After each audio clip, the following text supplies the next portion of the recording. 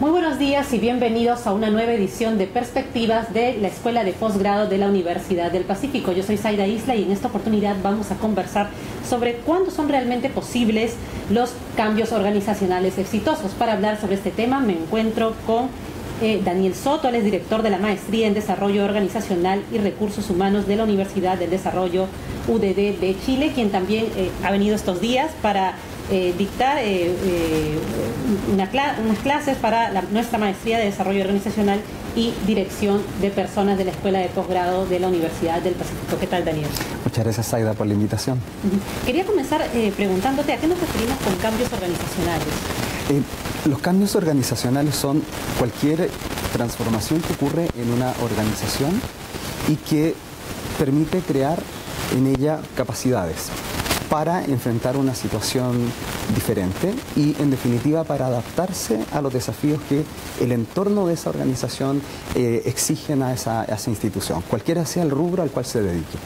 Ahora, en Latinoamérica se suelen dar cambios organizacionales. ¿Cómo se viene dando este panorama en los últimos años? Diría que los cambios organizacionales no son, por así decirlo, electivos. Son hoy día una circunstancia a la que toda empresa debe enfrentarse y, por ende, en América Latina la cantidad de cambios sociales, políticos, económicos y, por ende, las organizaciones son cada vez más frecuentes. Diría más bien que lo que me causa curiosidad es cuánto saben las organizaciones sobre los cambios que tienen y tendrán que hacer, porque el hecho está en que el entorno les va a obligar a hacerlo si ellas no se anticipan, no son proactivas en eso. ¿A qué necesidad responde un cambio organizacional? Fundamentalmente dos necesidades. La primera es que la organización cumpla los objetivos que tiene y que le permiten subsistir. Es decir, si la organización no cambia junto con el entorno que le da vida, diríamos el mercado, en el caso de las empresas, corre el serio riesgo de desaparecer, debilitarse y desaparecer. Y la segunda razón, que se ha visto de tremenda importancia, es que los cambios organizacionales permiten que las personas y los equipos que trabajan en las organizaciones adquieran su máxima capacidad apoyando los objetivos de esa organización y también el bienestar de esas personas que trabajan en ella. ¿Quiénes son los responsables de detectar estas necesidades en la empresa? Hay alguna polémica sobre eso. En ocasiones se piensa que es la alta dirección y, por cierto, tienen un rol fundamental en eso. Otros dicen que son las áreas de innovación dentro de las empresas cuando las hay. Otros dicen es el área de recursos humanos y desarrollo organizacional. La evidencia muestra que los cambios organizacionales usualmente comienzan por las líneas directivas, en el caso de América Latina. Sin embargo, eso no indica que sea la única fuente de inspiración o de detección de oportunidades.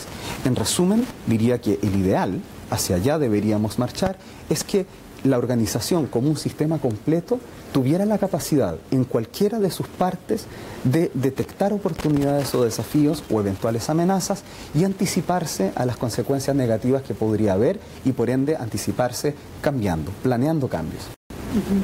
Ahora, todos los cambios organizacionales, bueno, como decíamos al inicio, hay cambios organizacionales que pueden ser exitosos y otros que no tanto. ¿Cuáles son las claves para que sean exitosos? Son bastantes. Afortunadamente la evidencia práctica y la investigación han mostrado varias acciones fundamentales. Quisiera destacar una en particular, posiblemente las otras las vamos a mencionar en esta conversación. Creo que la principal clave, la distintiva de un cambio organizacional exitoso es la capacidad de preguntar. Para mí la palabra o el verbo preguntar, la acción de preguntar es esencial en una transformación. Ahora, ¿preguntar qué? Podemos decirnos, cuestionarnos aquello. ¿Quién debe preguntar a quién y qué cosa debe preguntar?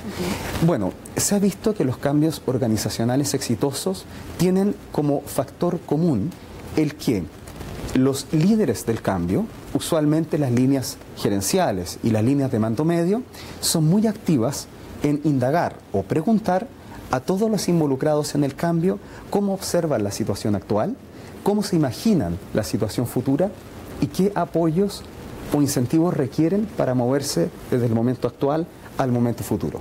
Entonces, diría que la capacidad de preguntar, saber a quién y saber qué preguntar, y el correlato de la capacidad, por supuesto, de escuchar, son las distinciones fundamentales o las capacidades claves para poder llevar adelante un cambio organizacional.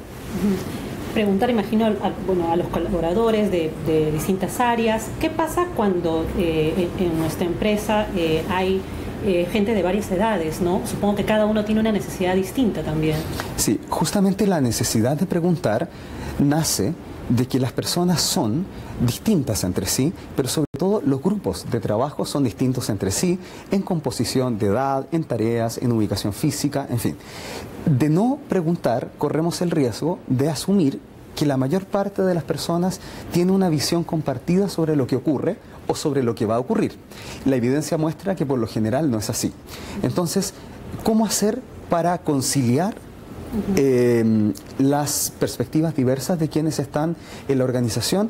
Yo diría que la clave de eso es hacer diagnósticos diferenciados, es decir, acercarse a grupos que son hoy día distintos en cualquier característica que tengan, y a esos grupos plantearles preguntas relativamente similares para obtener de ellos información que, como tú anticipas, posiblemente sea diferente.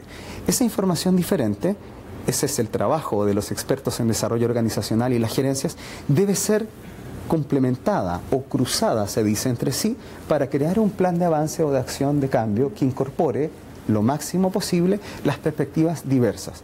Y terminaría diciendo, en aquellos puntos donde hay divergencia o discrepancias muy importantes entre diversos grupos de la organización, justamente en esos puntos se debe tener especial cuidado cuando se planea el proyecto en su continuación, porque ahí hay un potencial de conflicto que debemos manejar adecuadamente. No necesariamente evitarlo, pero sí manejarlo bien. Ahora, estos cambios tienen que darse únicamente a nivel de toda la empresa, o sea, es decir, hay un gran cambio en la empresa, se decide desde arriba haciendo este estudio, viendo las necesidades de cada área, y se decide cambiar todas las áreas, o puede solamente cambiarse algunas áreas. Sin duda, el primer caso que mencionas, cuando es un cambio de la organización completa, es evidentemente una necesidad de ella y debe llegar a todas las áreas de la organización. Quiero detenerme un segundo más en la posibilidad segunda que has mencionado.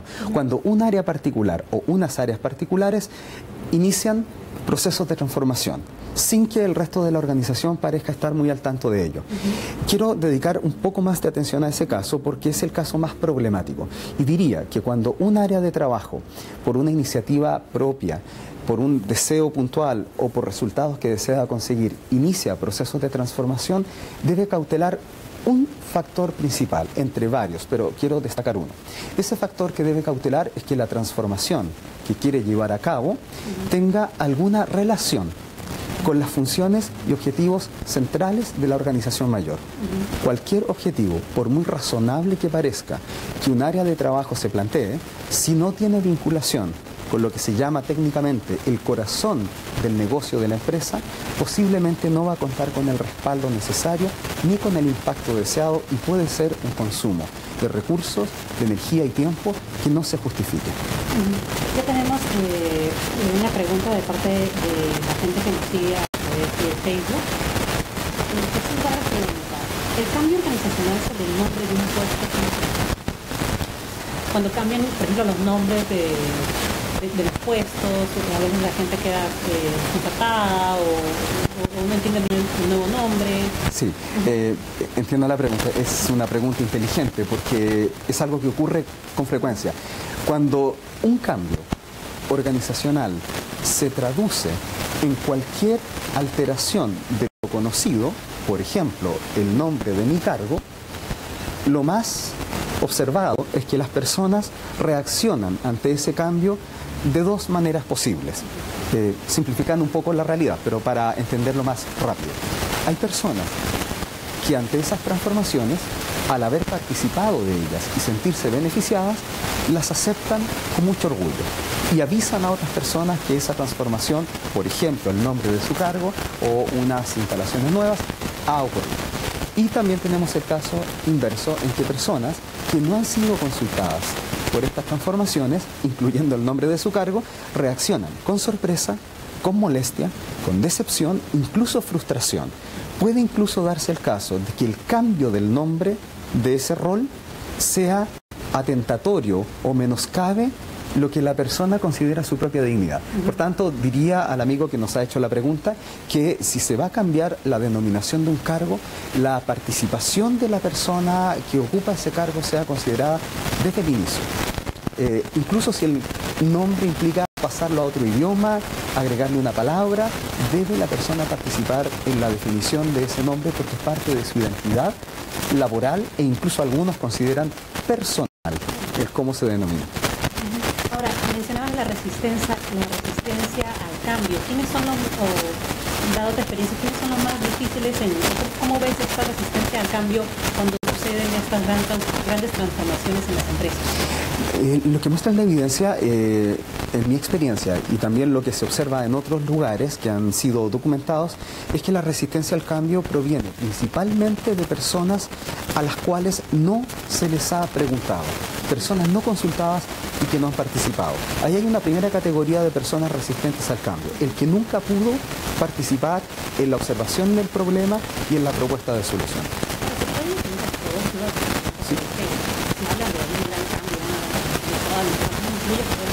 Es una excelente pregunta. Hay una tendencia muy, diría, atractiva, en mi opinión, que sostiene, quiero mencionarla concretamente, se denomina perspectivas apreciativas o indagación apreciativa.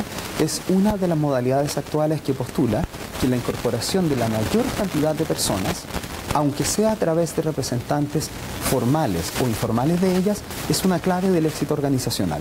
Ellos dicen, si usted quiere cambiar una organización, procure que ese sistema, así le llaman, que ese sistema organizacional esté representado, por ejemplo, en una cumbre, una summit, una cumbre en que usted tenga 400, 500 personas que son un porcentaje de una empresa quizás mucho mayor, o 50 personas de una empresa que tiene 100 o 150, para que usted tenga allí la posibilidad de acercarse lo más posible al sentir, como dicen ellos, del sistema completo.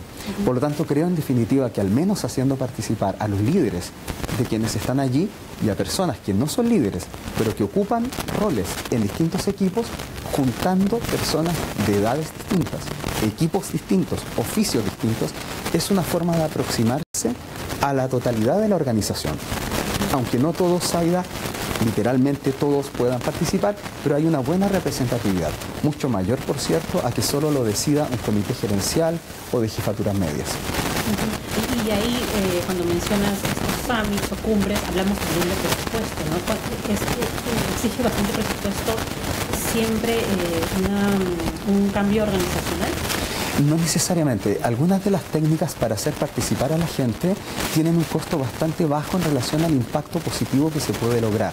Diría que las transformaciones organizacionales de mayor costo son aquellas que involucran cambio tecnológico, involucran transformación de procesos operativos, máquinas diferentes, por ejemplo, pero por lo general existe una creencia, en mi opinión, errada, de que la participación de las personas en un proceso de transformación, preguntarles, escucharles, integrarlas, es de un alto costo. Tengo la impresión de que puede ser al contrario. No hacerlas participar puede derivar en un alto costo en tiempo, incluso en recursos económicos. Ahora, ¿qué debe hacerse con las personas que muestran problemas para el cambio, ¿no? Que están acostumbrados a hacer las formas de un modo y que de esa forma han logrado avanzar en su carrera profesional? ¿Cómo incluir a estas personas? Hay dos maneras de incluirlas. La primera, por cierto, es derechamente considerarlas prioritarias para que participen de la transformación que viene. Si las personas que tú describes no son incorporadas al inicio, precisamente porque son personas que han hecho una carrera haciendo las cosas a su manera, si esas personas, digo, al inicio no son incorporadas, sin duda son focos de resistencia al cambio permanente de ahí en adelante. La segunda manera de tratar con ese tipo de personas es crear lo que denominamos planes piloto, en los cuales vas probando con iniciativas exitosas la conveniencia de sumarse al cambio, de tal manera que esos casos de éxito que se van acumulando en los primeros meses de la transformación son una referencia para aquellas personas que están más resistentes al cambio. Esas personas que tú incorporas en los primeros planes pilotos debieran ser en todo caso personas que muestren menos resistencia al cambio para que el nivel de éxito sea más probable. Y luego, entonces, reitero que aquellos que tienen más resistencia al cambio, al ver los ejemplos exitosos de quienes avanzan en esa propuesta que tiene la organización, se van dando cuenta que es importante sumarse. Los seres humanos, afortunadamente, nos movemos mucho por imitación y por pertenencia colectiva. Es muy difícil que una persona que se va quedando sola al no apoyar un cambio, mantenga esa posición estrictamente cuando todo su equipo o gran parte de sus referentes se mueven en la dirección de la transformación. ¿Qué sectores empresariales o industriales están adoptando un mayor cambio organizacional? Sin duda, los sectores de telecomunicaciones, los sectores de retail y todos los vinculados a mercados dinámicos. Diría que la característica común de las organizaciones que se mueven hacia transformaciones rápidas son aquellas que están en entornos de mercado muy dinámicos, como en el caso de Estados Unidos, la industria aeroespacial, la industria de la cinematografía, todas las industrias turísticas también. Y en el polo opuesto, cuesta más hablar de esto en industrias reguladas, monopólicas o en condiciones de mercado menos dinámicas, como es el caso, por ejemplo, de las organizaciones públicas. Ahí se hace más complejo, no imposible, pero menos obvio que se requieran estas innovaciones. Tenemos otra pregunta. Omar Sánchez nos dice: ¿cómo genero accesibilidad al cambio si no hay un pensamiento profesional en el grupo que dirijo? Ok, es una pregunta bastante compleja. Voy a tratar de dar una idea rápida. Si consideras que tu equipo no tiene la capacidad actual de hablar sobre transformación, un cambio o transformación que se requiere, lo primero que recomendaría al profesional que ha hecho la consulta es revisar cuáles son las causas por las cuales el equipo no tiene la capacidad de plantearse esa pregunta. Pero me atrevería a dar a la persona que ha hecho la pregunta una recomendación sin conocer en nada su situación particular. Me atrevería a proponerle o sugerirle que indague formas en las cuales su equipo pueda hablar en su lenguaje acerca de qué significa esa necesidad de cambio. Quiero en un minuto explicar esta idea que propongo a la persona que ha hecho la pregunta. Usualmente pensamos que ciertos grupos no tienen la capacidad profesional. A veces somos muy duros, decimos, no tienen capacidad en general para cambiar. Son tradicionales, son tremendamente aversos al riesgo y entonces los condenamos mediante un prejuicio a quedarse en esa posición. Pero lo que muestra la evidencia es que muy pocos grupos no quieren cambiar hacia algo que los beneficie. O muy pocos grupos están dispuestos a rechazar a todo evento una transformación. Lo que se ha observado, en cambio, es que un grupo puede tener un lenguaje diferente para hablar de una transformación que el lenguaje profesional que tiene su jefe.